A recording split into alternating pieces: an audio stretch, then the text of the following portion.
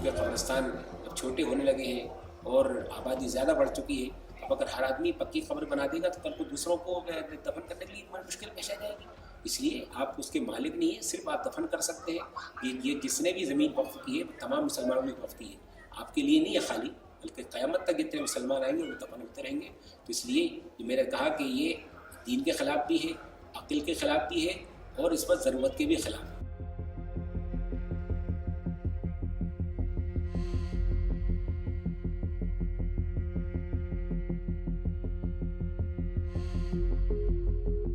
आज ये आ गया है कि वक्त के 30 से 40 कब्रिस्तान सिर्फ बचे हैं भोपाल के अंदर, जिसके अंदर अभी काफ़ी लोगों का कब्जा होता जा रहा है और कुछ जगहों पे मिट्टी की काफ़ी कमी आ रही है।